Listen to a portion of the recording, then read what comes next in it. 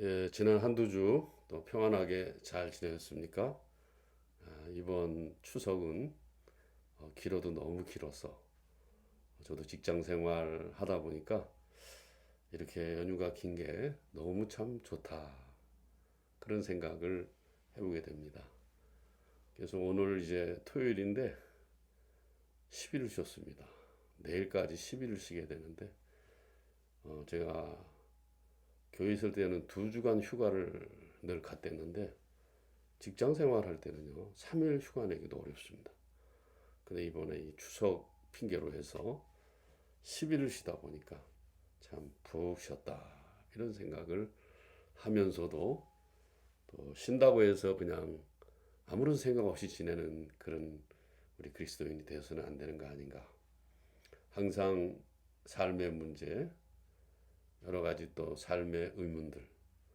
우리 그리스도인들은 이것들을 언제나 말씀으로 풀어내려고 하는 그런 지혜가 우리에게 필요하다 생각합니다.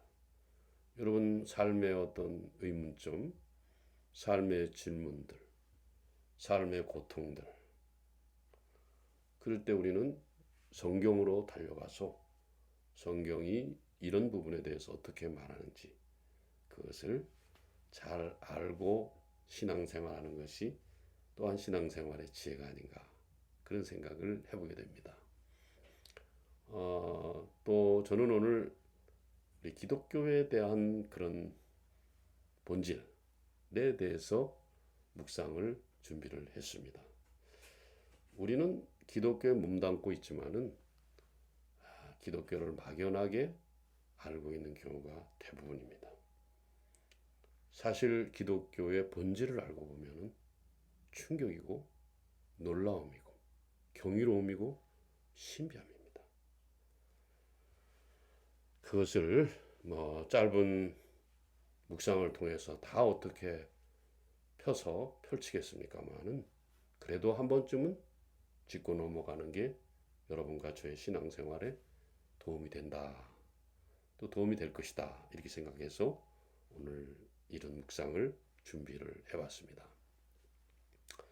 오늘 교회의 본질과 관련된 이 주제에 관해서 묵상하면서 관련된 본문은 사도행전 2장의 말씀이 되겠습니다.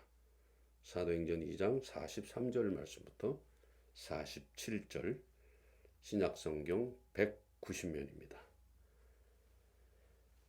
사도행전 2장 43절에서부터 47절 말씀까지 찾으신 줄 알고 43절부터 제가 읽어드리겠습니다.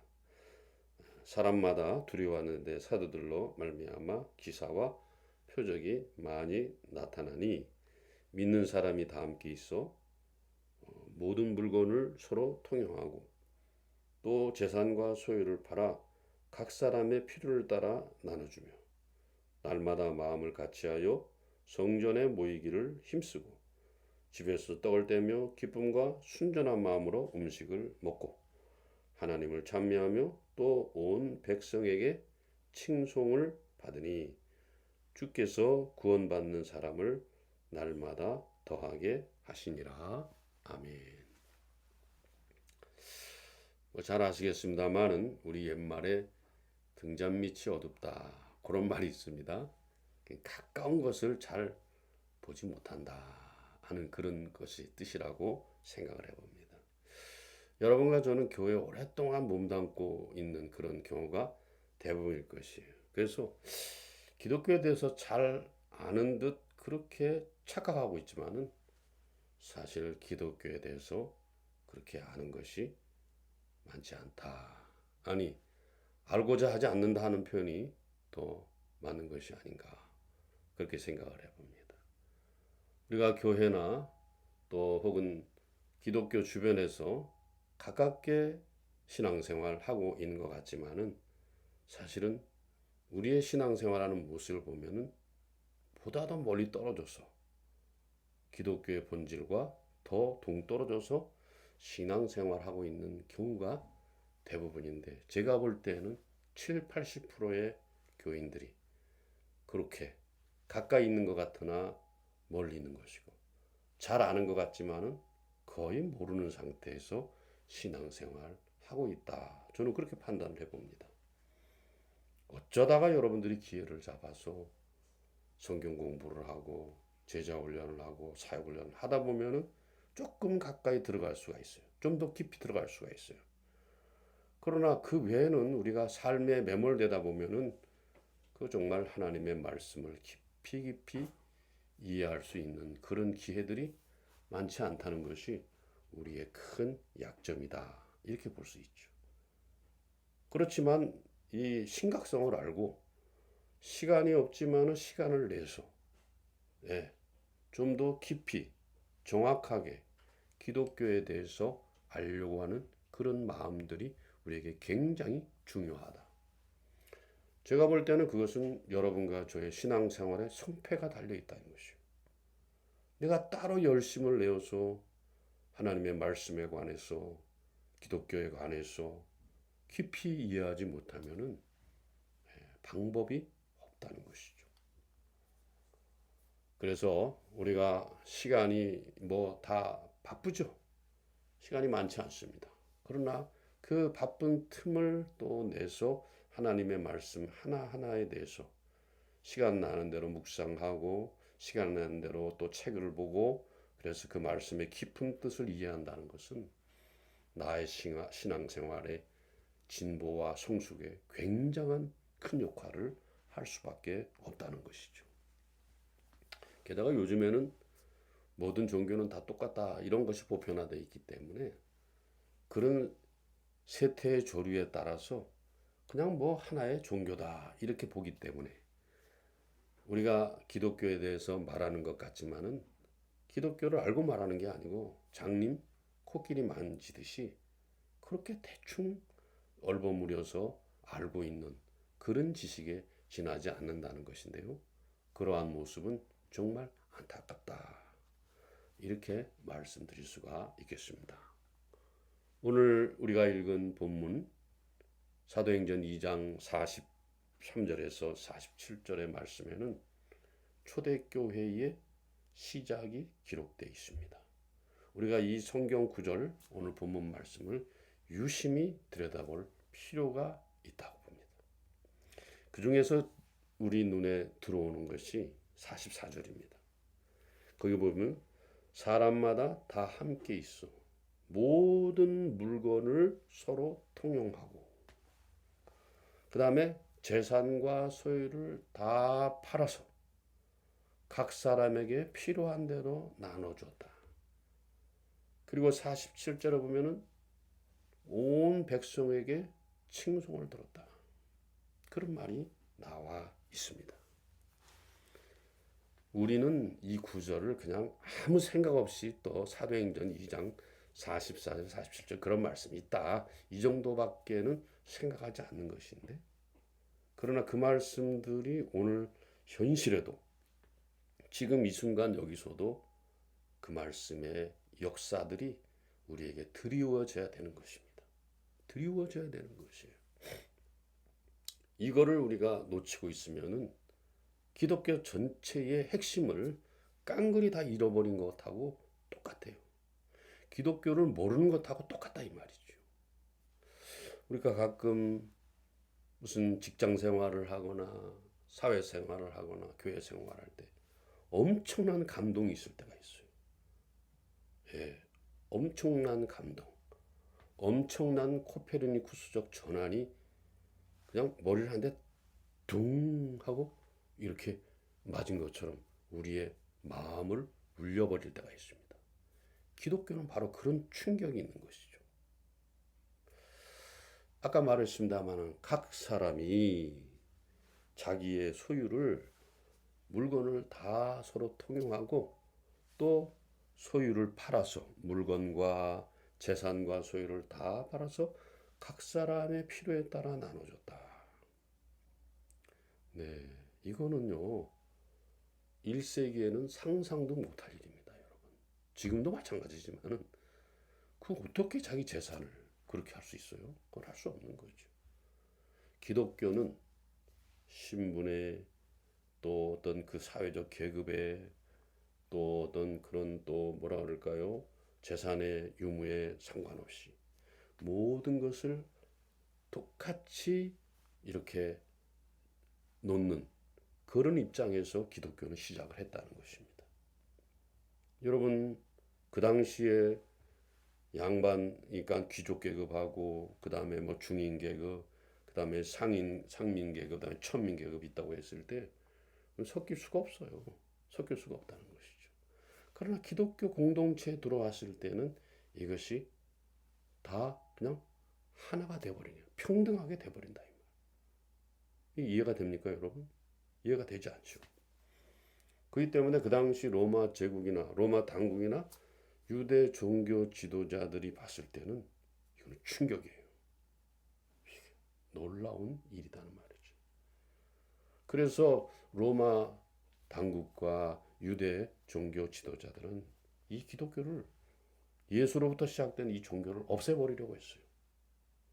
근데 시간이 흐르면 흐를수록 이 종교를 없애버리는 것은 고사하고 계속해서 이 종교는 확장되었고 나중에는 이 기독교에 의해서 로마 제국이 점령당하고 하지 않았습니까? 온 유럽이 다 기독교가 되어버렸습니다. 로마는 말할 것도 없고. 이런 것들의 밑바탕이 어디서 나왔습니까? 경이로움, 충격, 새로움 이런 것들을 통해서 우리에게 전해졌기 때문에 그러하다 이렇게 볼 수가 있는 것이죠. 그런데 이런 놀라움과 경이로움과 충격은 예수님이 이 땅에 계실 때부터 그런 일이 종종 있었다는 것입니다. 자, 여러분, 우리가 산상보훈에 보면은 예수께서 이런 말씀을 하셨어요. 야, 누가 너의 오른뺨을 때리거든 왼뺨도 돌려대라. 또 억지로 오리를 가져오거든 십리까지 가져와라. 그리고 속옷을 달라는 자에게 뭐라 그랬습니까? 겉옷까지 내주어라. 그 당시에 이 문화의 배경으로 봤을 때 이거는 있을 수 없는 일입니다. 있을 수 없는 일이에요. 그렇기 때문에 그것이 충격적으로 다가올 수밖에 없었어요. 오늘 우리가 교회를 나가고 있고 신앙생활하고 있습니다만 세상을 향하여서 우리가 어떤 새로움과 놀라움과 충격을 전해지지 않으면은 우리는 그리스도인으로서 혹은 기독교로서 제 역할을 충분히 하고 있지 않다. 이렇게 볼 수밖에 없다는 것입니다. 충격적인 것은 예수께서는 이러한 삶, 뭐 저기 속옷을 달라는 자에게 겉옷을 주어라. 그 다음에 억지로 오리를 가져가거든 십리도 가주어라. 오른편 뺨을 때리면 왼편 뺨도 돌려야. 여러분, 이것은 그 당시의 상황으로 봤을 때 엄청난 충격인데 예수님이 원하는 건 뭐냐? 그런 것들, 그런 마음을 가지고 네 삶의 최선을 다하라는 거예요. 그래서 기독교의 초기의 문서들은 그것이 처음부터 문서가 된 것이 아니고 구전으로 점점 전해오면서 되었다는 건 상식 아니겠습니까? 이 구전으로 점점 전해왔는데 그 구전은 뭘 말합니까? 그 당시의 삶이에요. 이거는 픽션이 아니고 난픽션입니다. 실제의 삶 속에서 그렇게 살아내기를 예수께서 요구하셨다는 것입니다. 충격적인 삶이죠. 경이로운 삶이죠. 놀라운 삶이에요. 근데 오늘날 그런 게 있습니까? 우리에게? 없어요, 여러분. 없다 이 말이죠. 그래서 이것이 이야기의 전승으로 계속해서 이어졌고 이야기는 아까 말한 것처럼 non-fiction이에요. 삶이에요. 삶으로 그것이 계속 이어져 왔다는 거예요. 그런 은근과 끈기가 없다면 과연 하나님의 말씀이 지금까지 왔을까? 그런 은근과 끈기의 삶이 없다면 놀라움과 새로움과 충격과 경이로운 그런 삶이 없었다면 그것이 지금까지 와 있기는 했겠습니까? 제가 가끔 그 은혜를 받는 것이 보면은 우리 그 저쪽 그 어딥니까? 그 용산 쪽에 가보면은 그 순교자 묘지가 있지 않습니까? 마포 쪽인가 그 가면은 그 사람들이 진짜 그 미국이라든가 해외에서 아무 연고도 없는데 이 땅에 복음을 전하기 위해서 모든 것을 다 포기하고 들어와서 복음을 전하고 그들은 이제 땅에 묻혔다는 거 아니에요. 저는 그걸 볼 때마다 늘 마음속에 감격이 오는 거예요. 그런 사람들의 삶이 바로 그 경이로운 삶이에요. 그리고 새로운 삶이고 충격적인 삶이다 이 말이죠. 우리에게 그런 게 있습니까? 별로 없는 것 같아요. 별로 없는 것 같아요. 그 예수께서는 그러한 삶을 최종적으로 십자가를 통해서 완성시켰어요. 다 이루었다 했으니까. 십자가는 다른 게 아니잖아요. 제가 늘 말씀드린 것처럼 섬김과 희생과 나눔이 그걸 통해서 이루어졌다는 것입니다. 이거는 충격이고 놀라움 그 자체다 이 말이에요. 우리는 복음서가 이야기의 전승을 통해서 지금까지 이어져 왔고 그것은 삶의 이야기라는 것이 항상 중요한 부분을 차지하고 있어요. 기독교는 삶의 종교고 기독교는 실천의 종교다 이 말이에요. 실천의 종교다. 그래서 그 충격적이고 놀라운 그런 모습들을 우리는 직시해야 됩니다. 왜? 그게 바로 기독교이기 때문에 그래요. 그 당시 그리스도인들은 자기가 어떤 의도했던 것들을 선포만 해서는 안 된다라는 것을 알고 있었습니다. 그렇기 때문에 그분들은 그것을 삶으로 가져가야 된다 하는 것을 잘 기억하고 있었어요. 선포가 제대로 되려면 말만 하고 끝내면 되겠습니까? 삶으로 가져가서 그렇게 본을 보이고 빛과 소음으로 살아낼 때 사람들은 비로소 돌아오게 된다는 거예요. 관심을 가지게 된다는 겁니다. 아, 이것이 바로 기독교의 진수구나. 이것이 바로 기독교의 정점이구나. 이것이 기독교의 핵심이구나. 이거를 알게 될 수 있게 된다는 거죠. 그래서 그는 초대교회 사람들은 신앙의 공동체를 만들었어요.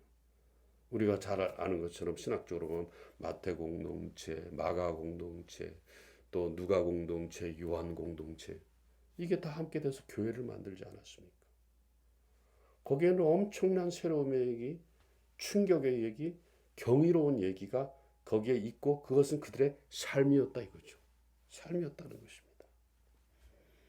그래서 예수의 말씀과 그 삶들을 계속 이어나가기 위해서 이야기의 전승들을 이어갔고 그 이야기의 전승들을 다시 한번 곱씹으면서 자꾸 사람들은 대를 이어가면서 그것을 삶으로 가져갔고 그것들을 또 다른 사람에게 전하게 되었다는 것입니다.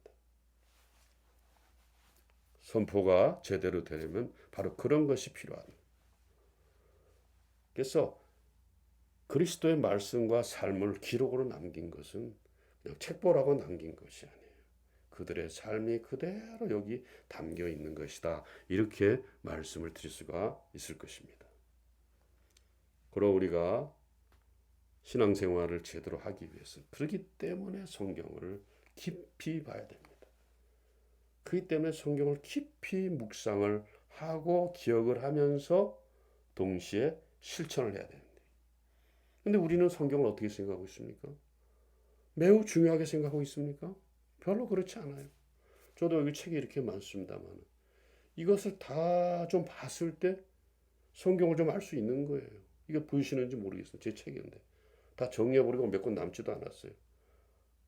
이걸 우리가 제대로 볼 때 그 사람들의 그 삶의 지침 레벨, 삶의 정황을 그때 그 삶의 정황을 이해할 수 있는 거예요. 아, 그래서 그랬었구나. 이래서 저랬었구나. 그것이 이해가 되는 거예요. 근데 우리는 어떻습니까? 신앙생활, 종교생활 하는데 성경 말씀을 그냥 액세서리 정도로 생각하는데요. 거의 안 보는 거예요. 외출할 때나 이거 달고 다니는 액세서리. 교회 갈 때만 이거 우리가 보고 있으면 안 되잖아요. 그래서 24시간 늘 하나님의 말씀 속에 우리가 있어야 되는 것이죠. 그래도 살아요. 그래도 우리가 산다고요. 왜? 거기서 지혜를 받고 거기서 용기를 얻고 거기서 능력을 받는 거예요. 그게 삶으로 나타나는 것이죠, 여러분. 그래서 우리는 성경이 예나 지금이나 깊은 묵상과 해석과 삶을 요구하고 있다는 것을 알아야 됩니다. 또 지난 20세기 동안에 말씀이 쭉 있어 오면서 존재하는 것은 뭘 말합니까? 예수의 말씀과 삶을 계속해서 기억하고 그 기억한 것들을 우리는 또 계속 우리의 삶으로 가져가라는 그런 의미가 있는 것입니다. 하나님의 말씀은 영원 무궁하고 1.1핵도 변함이 없다 그랬잖아요. 지금도 그렇게 역사하고 있는 거예요. 그걸 우리가 분명히 알아야 될 것입니다. 단순한 교훈 같았으면 지금까지 이렇게 전해지지도 않았을 거예요. 이 땅에서 가장 많이 또 이렇게 배포되는 책이기도 하고 읽히는 책이기도 하지만 가장 읽지 않는 책이 또 성경책이라고 그러잖아요. 우리가 이것을 잘 기억해야 될 것입니다. 그래서 이게 성경이라는 것이 단순한 교훈 같았으면은 이렇게까지 우리에게 도전적이거나 경이로움이거나 새로움으로 다가오지 않았을 것입니다. 그 당시에 유대 사회나 로마 제국 시대는 굉장히 충격적이었고 놀라움의 연속이었다는 것입니다. 다시 한번 우리가 42절 43절을 보면 모든 물건을 서로 통용하고 재산과 소유를 따라 팔아 각 사람의 필요에 따라 나눠주고. 여러분, 이거 쉽지 않은 일이에요. 그러나 우리가 이 일을 행할 때에 그 사회에 대해서 충격과 놀라움과 새로움을 언제든지 전할 수가 있다는 것이죠. 요즘 우리 교회와 교인은 어떻습니까? 다 자기 중심이에요. 우리 교회 크게 만들어야 돼. 그래야지 뭐도 할 수 있고 저것도 할 수 있어. 예배당 크게 짓고 사람 많이 모으고 사람들이 알아주는 거 좋아하고 이게 다 중심적이에요. 예수에게는 그런 것들이 하나도 없어요. 복음서에 마태, 마가, 누가, 요한이라든가 바울 서신이라든가 거기에는 그런 것들이 하나도 없어요. 근데 우리는 없는 것들을 만들어 가지고 마치 그것이 복음이냐, 교회의 본질이냐, 기독교의 본질이냐 다 지금 호도하고 있잖아요. 예, 다 그 제자리로 돌려놔야 돼요. 제자리로 돌려놓지 않으면 아무것도 우리에게 제대로 될 것이 없다는 것입니다. 없다는 것이에요. 요즘에 저부터라도 제가 목사하고 교회가 있고 교인들지만 다 누리고 쌓고 보장받고 남한테 자랑하는 거 이게 다잖아요. 이게 다거든요. 근데 기독교와 복음은 그런 게 아니잖아요. 우리가 그 점을 분명히 해야 되겠다. 기독교의 복음이 주는 놀라운 충격과 새로움은 오늘 우리가 계속해서 추구해야 되고 삶으로 가져가야 될 중요한 부분이다. 이렇게 우리가 말할 수가 있을 것입니다. 오늘 기독교가 왜 비난을 받고 있습니까? 다 겉핥기식으로. 아, 나는 익숙해. 나는 잘 알고 있다. 근데 익숙한 것이 하나도 없어요. 아는 것이 거의 없어요. 네, 그냥 맛만 조금 보고 자기가 다 아는 것처럼 얘기하는 거예요. 초대교회 성도들과 초대교회는 삶의 모든 부분에 하나님의 말씀을 연결시키고자 애를 썼습니다. 당연히 불편하고 그렇기 때문에 당연히 손해보고 당연히 귀찮죠. 그래도 우리가 그 일에 동참했을 때 세상을 향해서 충격을 주고 세상을 향해서 새로움을 주고 세상을 향해서 놀라움을 줄 수가 있고 감동을 줄 수가 있는 것이죠. 신약 또 구약 성교가 만난을 무릅쓰고 집요하게 지금까지 보존되는 것은 성경의 무슨 고고함이나 권위를 말하고자 하는 것이 아니잖아요. 성경은 삶으로 가져가야 된다. 그 성경이 삶을 요구하고 있다 하는 것들을 우리에게 면연하게 지금까지 보여주고 있다는 것입니다. 우리가 그것을 성경의 이야기들을 또 전승을 계속 이어서 내 삶으로 그것을 가져갈 때 그것은 신앙의 능력이 될 수 있고 복음의 능력을 덧입는 하나님의 사람들이 되고 있다는 것이죠. 오늘 우리 시대에 기독교가 교인들이 사람들에게 인정은 고사하고 그냥 뭐라 그럴까 비난을 억수로 많이 받고 있습니다. 왜? 교회와 오늘날 교인들이 성경 전승과 성경 이야기하고는 전혀 다른 삶을 지금도 살고 있기 때문에 그렇다 이 말이에요. 여러분 그리스도인들이 성경의 그 새로움과 충격과 그 놀라움의 일들을 포기했다면 이미 그것은 기독교가 아니라는 것입니다. 주님이 이 땅에 계실 때 고아와 과부, 가난한 자, 병든 자, 쇠된 자 왜 그렇게 도왔을까? 그래야지 그들에게 충격을 주고 그들에게 놀라움을 선사하고 그들에게 새로움을 선사할 수 있었기 때문에 그렇습니다. 그것이 바로 내가 기독교인이라는 것을 삶으로 증명하는 것입니다. 오늘날 교회와 교인들이 큰 거, 많은 거, 높은 거 추구하고 있습니다만 그거는 자멸의 길로 가는 거예요. 낭떠러지로 떨어지는 것이다. 성경 어디에 예수의 삶 어디에 그런 것이 있었어요? 그 없는 걸 왜 만들어냅니까? 없는 걸? 없는 걸 만들어내서 붙이고 앉았어. 다시 다 뒤집어져야 돼. 다시 다 뒤집어야 돼. 계속 뒤집어지지 않으면 지금보다 더 외면당하고 지금보다 더 무능한 사람, 존재가 될 것이고 그런 것들은 하나님이 들어 쓰지 않습니다. 그런데 아무것도 아닌 것들을 하나님께서 들어 쓰시는 그런 것들이 이제 도처에서 나타나기 시작할 거예요. 그러면 기득권을 누리면서 가진 것들을 또 가지려고 하고 더 많이 가지려고 하고 또 보장받으려고 했던 이 사람들은 그 지옥불에 당연히 떨어질 수밖에 없어서 슬피 울며 이를 갈미 있을 수밖에 없다는 것이죠.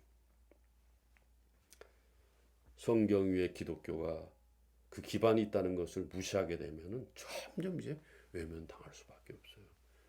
지금 교단들이 교회 우리 뭐 장로교 합동측 통합측 무슨 고신측 할 것 없이 다 외면당하고 있어요. 재구시를 못하기 때문에 그래요. 정치적으로도 혼란스럽고 문화적으로도 혼란스럽고 예? 사회적으로도 혼란스러운데 이거를 제대로 이끌어내지 못하고 있는 게 오늘 교회들의 모습이다 이렇게 볼 수가 있습니다. 그런데 우리가 한 가지 알아야 될 것이 있습니다. 세상은 하나님의 말씀이 주는 경이로운 삶, 새로운 삶, 충격적인 삶에 대해서 아십니까 여러분? 그리워하고 있습니다. 그게 나타날 수 있을까? 나타나면 따라하고 싶다. 이런 사람 지금 많아요. 왜 교회에 대해서 반항합니까? 그렇죠? 왜 많은 교인들에서 반항합니까? 제구실을 못하고 있기 때문에 그런 거예요. 하나님의 말씀의 본질로 깊이 들어가지 않으려고 하기 때문에 거부당하고 있는 것이고 저항을 받고 있다. 이렇게 볼 수 있어요. 제가 볼 때는 근자에 들어서 한 10년, 10여 년간의 우리 한국 기독교의 행적을 보면은 3, 40년은 벌써 뒤처져 버리게 만들어 버리고 있다. 안타까운 현실이지만 부인할 수도 없어요. 왜 그래요? 복음서에서 주님이 제시한 그 삶과 말씀의 핵심을 자꾸 외면하기 때문에. 아이 몰라.